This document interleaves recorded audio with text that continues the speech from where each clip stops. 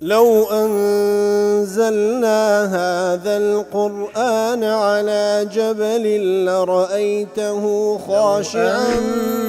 أنزلنا هذا القرآن على جبل لرأيته خاشعا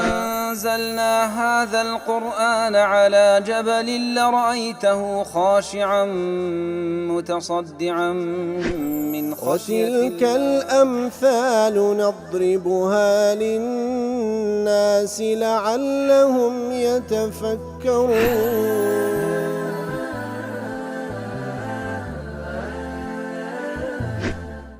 الحمد لله والصلاة والسلام على رسول الله وعلى آله وصحبه ومن والاه. السلام عليكم ورحمة الله. بەڕێزان خۆشحاڵم لەوانەی 789 لەوانەکانی تەفسیری قورئانی پیرۆز بێمەوە خزمەتتان بەم بەستی ڕەزامەندی رب العالمین و هیوادارم ئەوەی ئازیز سوودی لێ وەربگرن.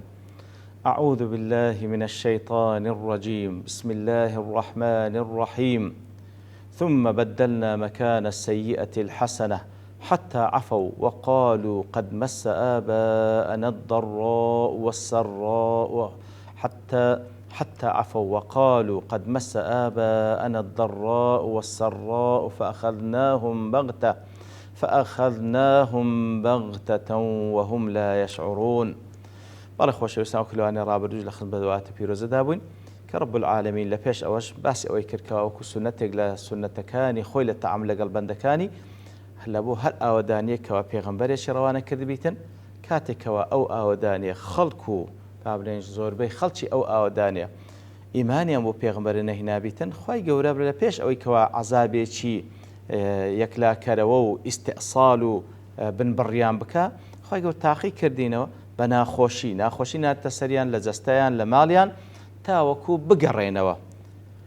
پاشان دەفەرمیتمە بەدەلنا مەکانە سەیئەت الحەسەنە پاشان ئەو سەیئە ئەو ناخۆشیە کە لە سەریانە ئەوزارە گۆڕیتمان بەخۆشی حتاوەکو زۆر بوون ئیتر ئەوان دەیانگوت قەد مەسە ئاباءنا الضراء والسراء باپیرانیشمان خۆشی و ناخۆشیان دەیتیە ئیتر پەندیان لێ وەرنەگرت فأخذناهم بغتة وهم لا يشعرون. ئیتر لە نەتیجەدا خی گەورە دەفەرمێ لە ناکاودا عەزابمان ناردە سەریان بەبێ هەست پێ بکەین. ئەوجا وەکو لە وانەی ڕابردوو باسمان کرد کاتێک کە لە تەفسیری سعدی دەڵێ کە بە ناخۆشی تاقیکردنەوە خی گەورە سوبحانەهو وتەعالە ئەوان کە ئامادە نەبوون تەضەڕوع و زەلیل لە بۆ خی گەورە نیشان ئیتر خی گەورە ئەوجارە خۆشی ناردە سەریان و پاشان کە بەردەوام بوون هەر تەبعاً لەسەر خراپکارخواین ئەوجا لە ناو دەچن. لە تەفسیر مەعارج تەفەککوڕ دەڵێتن لەوانەیە ئەوانە کەسانێک یعنی باز لە دوو جیل دەکات دەفەرمی لێرە ئەو ئاتە جیلی یەکەم کاتێکەوە ناخۆشیان هاتە سەری تەضەڕوعیان کرد و ملکەچیان نیشاندا ئیتر خی گەورە عەزابەکە لەسەر لادان و خۆشی ناردە سەریان. پاشان دەفەرمی لە دوای ئەوان ئەوجا جیلی دووەم هاتن پەندیان وەرنەگر عینی تاقی کرانەوە بەڵام ئەوان بوون لە ناوچوون. بە هەر حاڵ دەفەرمی حتى عفوا أي كثروا ونموا في أنفسهم وأموالهم حتى وەکو زۆر بوون یعنی خی گەورە ئەوجار کە خۆشی ناردە سەریان ئیتر زۆر بوون گەشەیان کرد هەم لە ماڵیان و هەم لە نەفس و منداڵیان وەکو دەفەرمی عفوا بەمعنای زۆر بوون من قولهم عفا النبات وعفا الشحم والوبر إذا كثرت کەواتە عفا لە زمانی عەرەبی کە نەبات زۆر دەبی یاخود گۆشت و یاخود با بڵێن هەر شتێک زۆر پێگوتری عفا. ومنه قوله صلى الله عليه وسلم وعفوا اللحى لە چەندین حەدیثی پێغەمبەر صلی الله علیه و سلم دەفەرمیتن دەربارەی ڕیش دەفەرمی وعفوا اللحى بە پیاوانی ئومەتە دەفەرمی ئەو ڕیشە زیاد بکەن و لێی گەڕێن با زۆر ببیتن. ئیتر حتى عفوا تاوەکو زۆر بوون گەشەیان کرد لەلایەنی عەدەد و نفوسەوە هەم لەلایەنی مادی و لەلایەنی ڕزقەوە. وقالوا قد مس آباءنا الضراء والسراء ئیتر سبحان الله لە خۆشیدا دەیانگۆ شتێکی ئەتیادیە خۆشی و ناخۆشی باپیرانیشمان بە هەمان شێوە ناخۆشیان بەسەردا هاتیە و خۆشیان بەسەردا هاتیە یعنی بە سنەتی خی گەورە تێنەگەیشتن پند و ئامۆژگاران لێوەرنەگرت یعنی وأبطرتهم النعمة وأشروا بەو ناز و نعمەتە بەتران بوون خۆیان لەبیر چوو سەرکەش بوون فقالوا كفرانا لها يتربوا ناز نعمتك وكفريا بيدك الذي شكراني بيبكن تيان داغو هذه عادة الدهر هو هر جيان هر أوها هاتية يعاقب في الناس بين الضراء والسراء أو ها أخذ شخوليك حالة نامنة توجيان أو هاي روجقال أو ها ناخوش دبين خوش ببيوي بيجيرتو لا إخوة سبحانه وتعالى تو زور خطرة يعني بشتيشي طبيعي تيبقى والله روجقال هروها خوشي وناخوش هو خوايا وادك سبحانه وتعالى مثلا روجقال نية خوايا تاقيمان دكاتو دبي بندي لور بقري بلام أو بندي لور ناقري طلع روجقال هروايا با بيرانش من بخوشي وناخوشي داتي برينا وقد مس آباءنا نحو ذلك با بيرانش من عيني أو حالتان بسر داتي خوشي وناخوشي هل سر ديني خوشيان بردوام بالمقصد للديني والثانيات فنحن مثلهم إتر أمش وكباب بابيران من الدين خان بردوان باخوش وناخوش من بصر دابه اقتداء بوان دكين وما هو بابتلاء من الله لعباده ابتلانية لنا أخوائي قوري سبحانه وتعالى ببندكاني وكبي غنبران دلين عليهم الصلاة والسلام فازدادوا كفرا بعد الإعلام القولي والفعلي إتر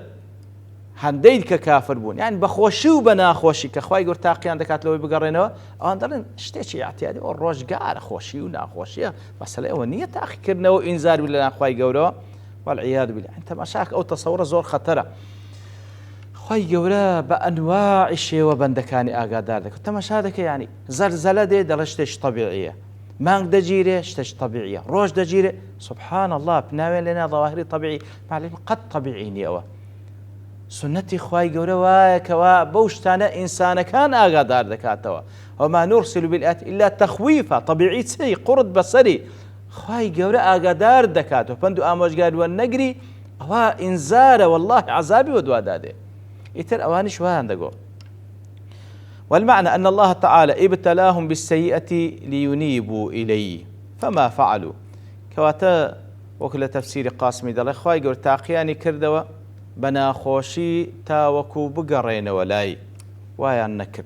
ثم بالحسنة ليشكروا خوشينا دستريان تاوكو شكران بجرب كان فما فعلوا أوشيان نكر وإذا لم ينجع فيهم هذا ولا ذاك فتنأوى التأثير لسريان هبي ناخوشي تأثير لسريان نخوشي تأثير لسريان هبي فلم يبقى إلا أن يأخذهم العذاب هي تنامين يتنها عذاب بيت السريان وقد فعل بوشي وش خواهي يقول اللي قال يعني كرد لتفسير السعدي دلي وقالوا قد مس آباءنا الضراء والسراء أي هذه عادة جارية لم تزل موجودة في الأولين واللاحقين كواتا قوتيان أو مسألة خوشي وناخوشي أو هرواب وجيان وروجقار بعضين زمن هرواب ولقل هم خلقش بخوشي وبناخوشي بسريدا هاتية تارة يكونون في سراء وتارة يكونون في ضراء وتارة في فرح وتارة في ترح على حسب تقلبات الزمان وتداول الأيام كواتا عيني وشتا كل سركات التفسير السعدي طلعوا أنت داعو وشتاشي آسائي خوشي وناخوشي وهروابو بابيران ما لهم جيقاش هروابو وحسبوا أنها ليس للموعظة والتذكير ولا للاستدراج كواتا قوتيان هو نموعظة نا يهندي بندو آموش قال لي ورجيري نا آقادار كنوي نا استدراجي شا حتى إذا اغتبطوا وفرحوا بما أوتوا وكانت الدنيا أمر ما كان إليهم أسر ما كان إليهم أخذنا بالعذاب يتلو خوش يدابون كواب خوش ترين جيان دا جيان وبندو آموش قاريان ورنقر نلا خوشي ونلا ناخوشي عذابات السريع كواتا زياتر سنتي خواهي قولوا كل تفسير قاسمي وسعدي بوشوي لك دنو للتعامل لقلب الدكاني كاتي كوال الرقاي بيغمبرانو آقادار دكرين للرقاي شوين كوتي بيغمبرانو عليه الصلاة والسلام آقادار دكرينو يتر قروان إيمان نين نقرينو إذا خواهي قول تاقيان دكاتو بناخوش أجر بناخوشي نهات نوصل أوزار خواهي قول خوشيان بيد بخش أجر بويش هرش كرانا نكر أوزع عذاب دي السريع لا تفسيري معارج دلي وقالوا قد مس آبانا الضراء والسراء دلي طوى النص في مثانيه ذكر إعادة ابتلاء الخلوف بالبأساء والضراء كانت دلي ليرة لو نصي بعضنا اشتيت الشاراوة بۆی کەوا ئەوانەی پێشووتر خوای گەورە سوبحانە وتعالە جیلی پێشووتر خوای گەورە سوبحانە وتعالە تاقییان کردەوە بە ناخۆشی ئەوان تەوبەیان کرد و خوای گەورە خۆشی بەسەریان داهینە لە دوای وان دیسان جیلی دووەم عینی خوای گەورە کە ئینحرافیان کرد خوای گەورە تاقییانی کردەوە بناخوشي ديسان ببأساء بضراء بلام أو جيلي دوام لم يتضرعوا لربهم كما فعل آباؤهم جيلي دوام نقرانوا وكباب بيرانيا بناخوشي قران كبناخوشي مصيبة قران ولا إخوة أو نقرانوا بل توهموا أن ما نزل بهم هو أخذ مظاهر التقلبات الطبيعية في الدهر بل كوتان أو كبس الماضي أشتاش الطبيعية لو لزمانة وقالوا هذه ظاهرات طبيعية ليس من وراء قصد تأديب أو تذكير أو تربية واشتاش آسائية نتأديبا نتذكيرا نسنة إخوايا ونترساندنا ونإنزار اشتاش طبيعية وكوتمان ناويان لنا ظواهر الطبيعية عبروا بالمس قد مس آبانا مس قلت يعني بابا فلانش من أوش حاطين بسر هاتية بمس تعبير يعني لتهوين الأمر على أنفسهم تاوكو طبعا مس أويك ها بس إنسان شتيك ببيستي دكوي تأثيري ناقة عمقي بن بيستو عضلاته أواني كانت شتيشي بسيطة تاوكو اشتكي لسر خوان خفيف كان لسر جماهيرو بابرين خلقكش اشتشي تخفيف بكن وليصرفوا عن أذهانهم فكرة تأديب الله عز وجل فلم يعبروا عما نزل بهم بالإصابة البالغة العمق كواتا أصلا أوشتانا حردبيه نأخوشي وخوشي وهم يمسيش يعني اشتش عميق نية وقت حالة تشواني كزور تأثير لك مشتش طبيعي أخوشي ونأخوشي هروابو هردبي واستمروا على ما هم فيه من كفر يتربر دوام لسر كفرك يا إخوان وانطلاق فاجر في كبائر الإثم والظلم والعدوان بحموش شويك بوفري فجورة وقورة قناه تاوانا كان أنزام دا وظلم عندك وتعديان ذكر دون خوف من عقاب الله فبيئوا يبتسين لعذاب خواهي قورة سبحانه وتعالى كواس زي انتقام يبنية السري لنتيجة دا فأخذنا بغتة وهم لا يشعرون كواتا لير دا بهردو تفسيران أو إكواس سنة يش خواهي قورة بازدك سبحانه وتعالى لو إكوا خواهي قورة كاتك وكسانك جورا فرماني خوانا بن إتر خواهي قورة تاقيان دكاتوي كم زار بناخوش قرانوا أو باش أجر نقرانوا أو زار خواهي قورة تاقيان دكاتوي بخوشي هر نقرانوا عذاب ديت السريان فأخذناهم بغتة وهم لا يشعرون أي أخذناهم أشد الأخذ وأفظعوا كواتا خواهي قورة فرمي فأخذناهم أي واتا أوان ما بردنا وبعذاب بخرابترين عذاب وهو أخذهم فجأة من غير شعور منهم لناكاو عذاب كبيرا زور ناخوشا ببيوي هست بيبكي خطي لآمادة بكي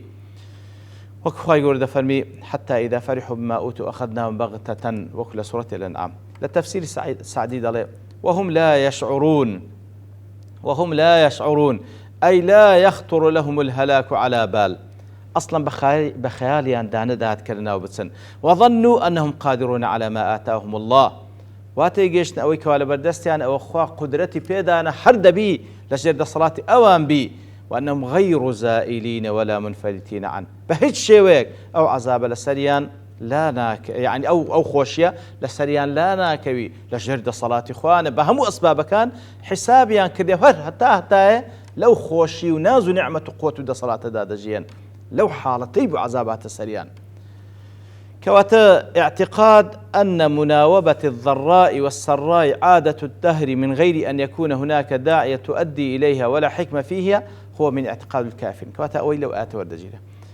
كسيق واتي يبقى خوشي وناخوشي كبسر الدادي شتيشي اعتيادية وظاهرة طبيعية ببي أوي كوا حكمتي تيدابي وآقادار كدنو بالله للا يخواي قولوا براسي واعتقاد بيرو باور كسانش كافر نابي إيمان دار واتمشاك بلكو بيوستو با ابتلاو بتاق كدنو تيبقى نتيزة كشي ويخواي قول إنزار دكالو كوا بقى ريوا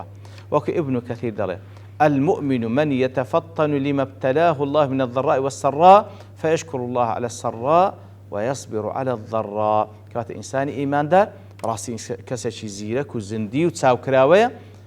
براستي تيدقا كاتك واخواي قور سبحانه وتعالى تاقيد كاتوا بناخوشي وبخوشي دزاني أولا ناخواي قور تاقكنو ابتلالوية كاتك وناخوشي بسرداده